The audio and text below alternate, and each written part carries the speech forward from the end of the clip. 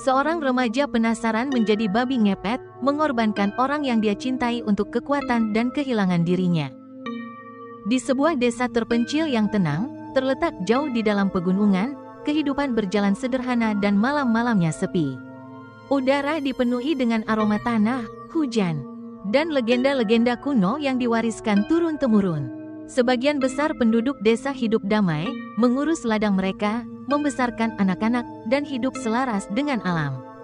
Namun ada bisikan-bisikan, cerita yang dibagikan oleh para tetua dengan suara pelan, kisah tentang makhluk-makhluk yang bersembunyi dalam bayangan. Tentang kutukan yang lebih tua dari desa itu sendiri. Di antara para pemuda, ada Arif, seorang remaja yang rasa ingin tahunya sering membawanya ke tempat-tempat yang seharusnya tidak dia tuju. Berbeda dengan yang lain yang takut akan legenda-legenda lama, Arif justru merasa tertarik padanya. Dia terpesona oleh hal-hal yang tak dikenal, oleh cerita tentang makhluk-makhluk supranatural yang tampaknya lebih seperti mitos jauh daripada kenyataan. Dari semua kisah yang beredar di udara pada malam-malam tanpa bulan, satu cerita menonjol lebih dari yang lainnya, kisah babi ngepet. Babi ngepet bukan makhluk biasa. Konon katanya, itu adalah iblis, makhluk yang bisa berubah wujud. Roh mengerikan yang dapat bertransformasi menjadi seekor babi hutan liar, menyebabkan kehancuran pada desa yang dihantui. Namun ada bagian lain dari kisah ini. Babi ngepet bukan sekadar makhluk perusak, itu adalah makhluk dengan kekuatan luar biasa, yang dapat memberikan kekayaan dan kemewahan yang tak terbayangkan. Namun, kekuatan ini datang dengan harga yang mengerikan.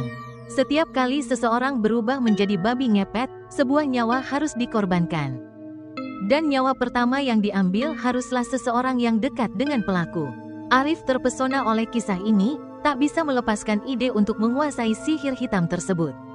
Pikirannya dipenuhi dengan gambaran kekayaan dan kekuasaan yang akan datang. Dia menghabiskan hari-hari dan malam-malamnya membaca teks-teks kuno, bertanya pada para tetua tentang legenda itu, dan mencari jawaban yang membawanya ke jalan yang berbahaya. Suatu malam, dia pergi ke pusat desa, menuju rumah dukun lokal. Seorang pria tua misterius yang dikenal dengan pengetahuannya tentang dunia supranatural. Hak dukun itu adalah tempat yang penuh bayangan, dipenuhi dengan bau dupa yang terbakar dan ramuan-ramuan aneh. Dindingnya dipenuhi dengan tulang, toples berisi zat-zat misterius, dan jimat-jimat. Matanya, yang cekung dan gelap, bersinar dengan cahaya yang menakutkan saat Arif mendekatinya. "Apa yang kau inginkan untuk pelajari?" tanya dukun itu, suaranya rendah seperti desiran daun yang sudah mati.